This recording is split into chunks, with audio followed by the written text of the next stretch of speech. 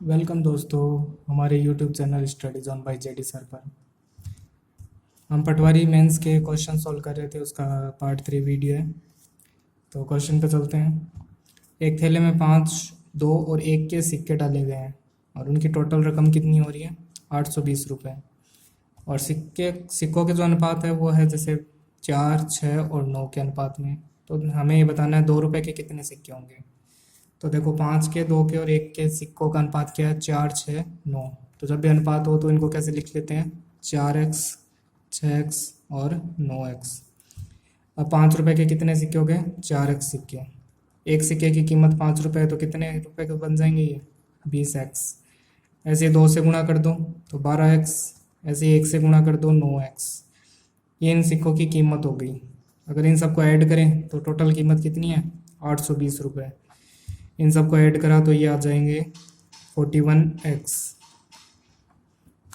यहाँ से x की वैल्यू निकाल लो। x बराबर 20। अब आगे पूछा है कि 2 रुपए के कितने सिक्के हैं। तो 2 रुपए के कितने सिक्के थे? 6x। x बराबर 20 है तो 20 को यहाँ पुट कर दो तो 6 गुणा 20 यानी 120 सिक्के हो जाएंगे। तो इसका आंसर हो जाएगा। अगला क्वेश्चन है 500 के 6/7 का 42% का 35% कितना होगा? ये जब किसी संख्या के 6/7 का 42% का 35% इस टाइप से कुछ पूछे तो इसमें सिर्फ मल्टीप्लाई करना होता है। 500 को 6/7 से फिर 42%, जब प्रतिशत हो तब बट्टे में 100 का डिवाइड कर देते हैं। 35/100। अब जो कट रहे हैं उनको काट दो।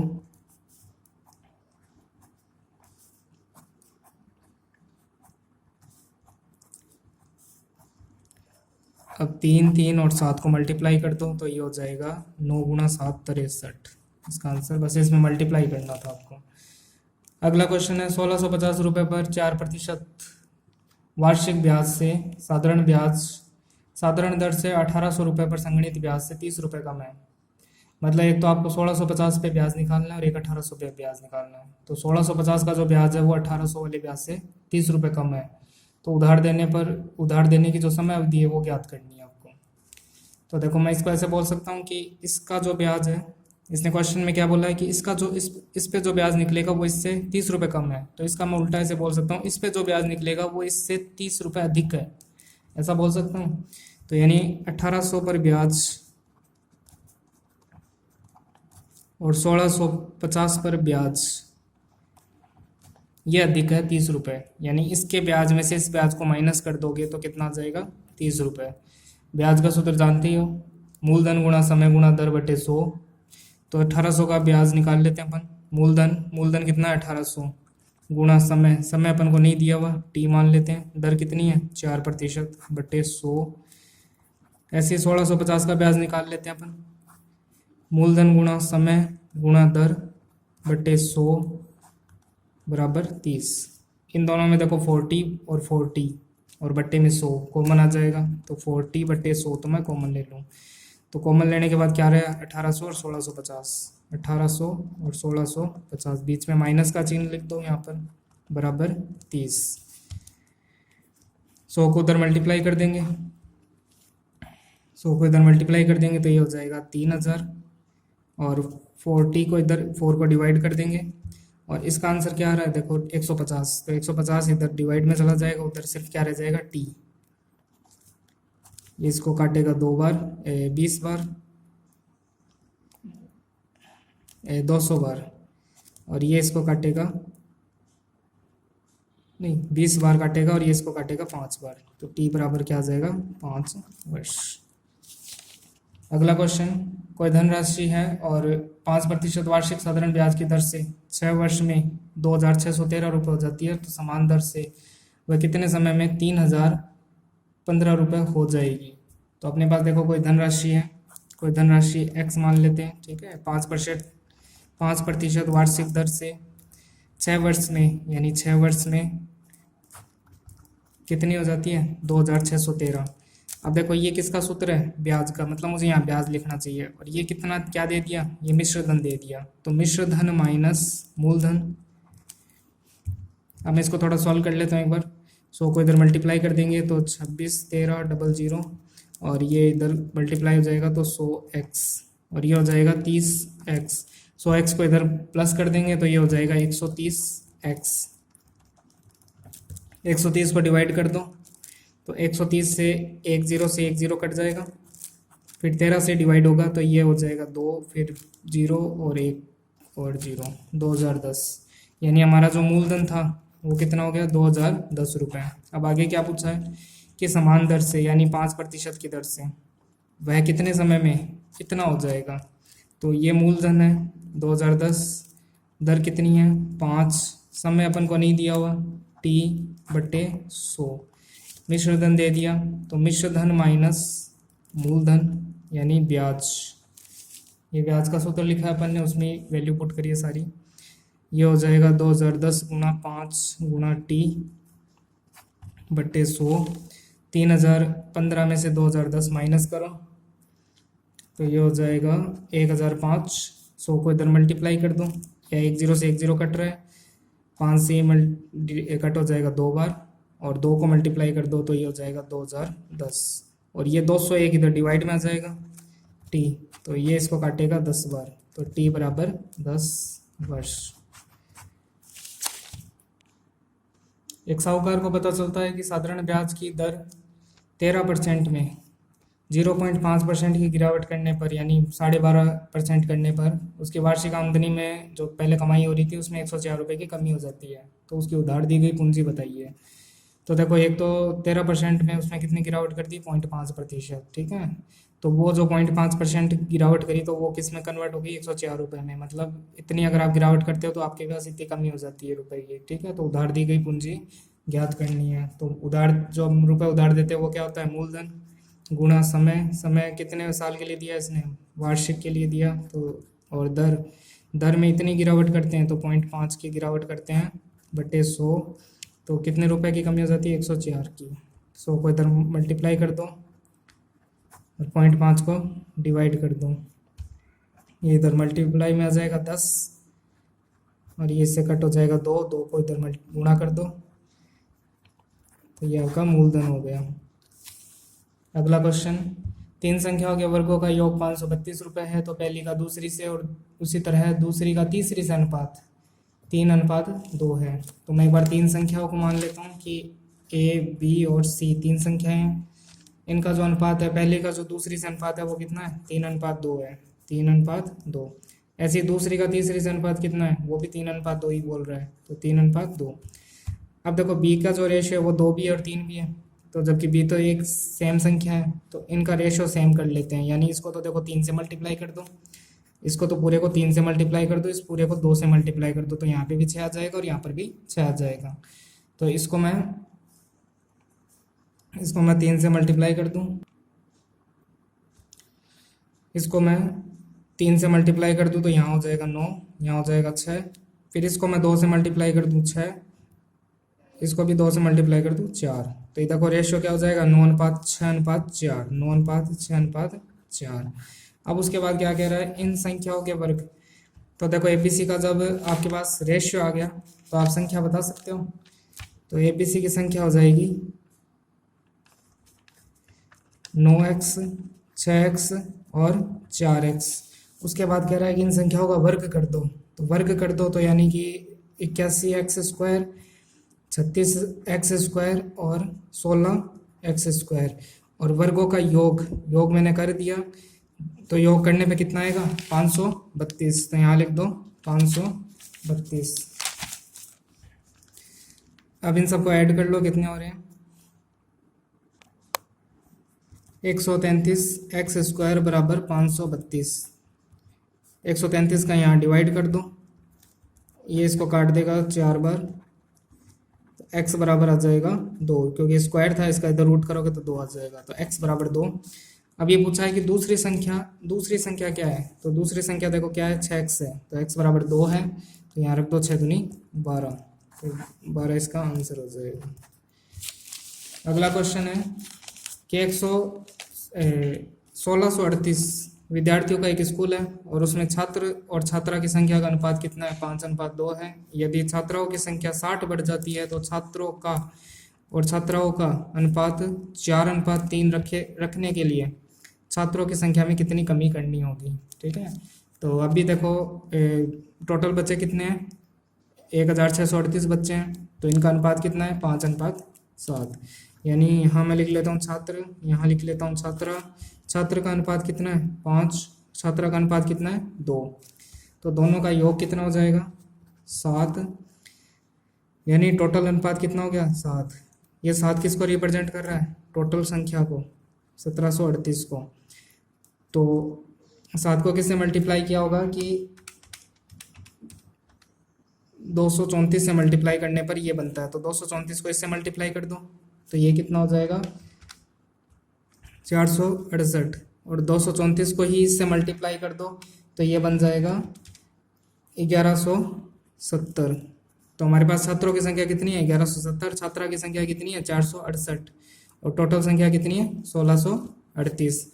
अब इसके बाद ये कह रहा है कि छात्राओं की संख्या में 60 वृद्धि कर दी जाती है, तो जो छात्रा है उनमें 60 ऐड कर दिया जाता है, तो ये हो जाता है 528। तब छात्र और छात्रा का अनुपात 4:3 रखने पर, यानी अब जो नया अनुपात आएगा वो मैं 3 रखना चाहता हूँ, छात्रा का जो अनुपात है वो तो 3 रखना चाहता हूँ, और छात्र का अनुपात 4 रखना चाहता हूँ। तो अगर 3 इसको रिप्रेजेंट कर रहा है तो 3 को किससे मल्टीप्लाई करने पर ही बनता है, ये हो गया 176 को मल्टीप्लाई करने पर, तो 176 को 4 से मल्टीप्लाई कर दो तो ये हो जाएगा 704। तो अब इसके आगे पूछ रहा है कि तो छात्रों की संख्या में क्या कमी करनी होगी। तो पहले छात्रों की संख्या 1170 थी और अब छात्रों की संख्या कितनी हो गई, 704, तो हमें कितनी कमी करनी पड़ी, 446 छात्रों की। तो इसका आंसर हो जाएगा 446। अगले क्वेश्चन में ए बी का अनुपात 4:5, बी और सी का 20:11 और सी डी का 6 और 7 अनुपात है। तो ए बी सी डी का अनुपात ज्ञात करना है। तो देखो ए बी का 4:5 है, फिर बी और सी का अनुपात 20:11 है, और फिर सी और डी का 6 और 7 है। तो इन दोनों को सेम कर लेते हैं और इन दोनों को सेम कर लेते हैं। तो इसको तो मैं 11 से मल्टीप्लाई कर दूं तो यहाँ पे 66 हो जाएगा, और इसको मैं 6 से मल्टीप्लाई कर दूं तो यहाँ पे 66 हो जाएगा। यहाँ पे तो 66 लिख दूंगा मैं, और इसको पूरे को 11 से कराता तो यहाँ पे हो जाएगा 77। इसको पूरे को 6 से करना तो यहाँ 66 हो जाएगा, वो पहले लिख चुके हैं। यहाँ को 6 से गुणा करेंगे तो 120। अब यहाँ 120 हो चुका है, तो इसको किससे गुणा करेंगे 120 बन जाए, तो इसको गुणा कर देंगे अपन, इसको 24 से गुणा कर देंगे तो 120 हो जाएगा, फिर इसको भी 24 से गुणा कर देंगे तो 96। ये इसका आंसर हो जाएगा। tan थीटा बराबर 4/3 है। तो एक पहले ट्रायंगल बना लो जिसमें एक कोण 90 डिग्री राइट एंगल बना लिया अपने, राइट ट्रायंगल बना लिया अपने। tan थीटा बराबर होता है, ये तो हो गया परपेंडिकुलर और ये हो गया बेस। तो अब जो ये थीटा मान लो यहाँ पर, तो ये परपेंडिकुलर यहाँ 4 लिख दो, ये बेस हो गया 3, तो कर्ण हो जाएगा 3 4 तो 5 कर्ण हो जाता है। अब आगे क्या पूछा, साइन थीटा चाहिएगा अपन को। तो साइन थीटा बराबर होता है, परपेंडिकुलर की वैल्यू 4 है, के की वैल्यू 5 है। अब यहाँ पुट कर दो 1 माइनस इसकी वैल्यू 4/5 है, इसकी वैल्यू 4/5 है, तो 5 माइनस 4 यानी 1/5, 9/5, 5 से 5 कैंसिल, 1/9, तो 1/9 इसका आंसर हो जाएगा। tan थीटा बराबर कोट थीटा, जब भी आपको ऐसा कुछ दिया हो या फिर साइन थीटा बराबर कोस थीटा दिया हो, तब आपका आंसर क्या होता है, 45 डिग्री होता है। अगला क्वेश्चन, यदि एक पोल की समतल धरती पर छाया की लंबाई पोल की लंबाई से 2 गुनी है तो सूर्य का उन्नयन कोण बताना है। ठीक है, तो एक पोल है अपने पास, यहाँ पर मान लो सूरज है, इसकी परछाई इस प्रकार बन रही है। अगर इसकी हाइट h मानूं तो इसकी छाया क्या हो जाएगी 2h, क्योंकि इसने ऐसे बोला है कि जो छाया की लंबाई है वो पोल की जितनी भी लंबाई है उसे 2 गुनी कर देना। तो पोल की अगर h है तो यहाँ पर छाया कितनी हो जाएगी 2h हो जाएगी। अब ये अपन यहाँ से अपन ऊपर की तरफ देख रहे हैं सूरज की ओर, तो ये थीटा मान लेते हैं एक बार। तो टेन थीटा बराबर परपेंडिकुलर बाई बेस, ये कैंसिल हो जाएगा, यानी 1/2। टेन की टेबल में 1/2 कब आता है?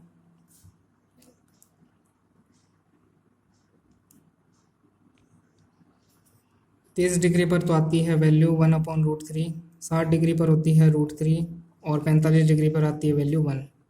और जबकि अपन के पास वैल्यू है 1/2, तो इनमें से कोई भी एंगल नहीं है, तो अपन ये आंसर सेलेक्ट करेंगे, कोई नहीं।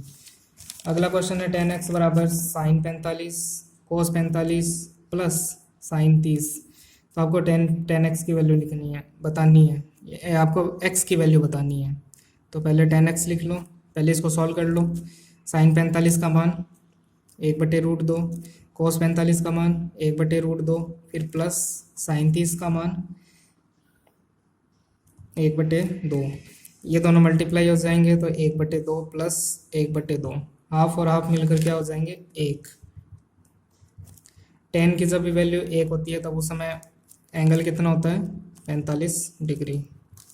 तो आप 45 सेलेक्ट करें। अगला क्वेश्चन है कि एक समकोण त्रिभुज है और उसमें जो समकोण बनाने वाली भुजा है उनकी लंबाई a और b है। मतलब एक त्रिभुज है अपने पास जो समकोण है, उसमें 90 डिग्री का कोण है, और जो 90 डिग्री का कोण बनाने वाली भुजा है उसमें एक की लंबाई a है और दूसरे की b है।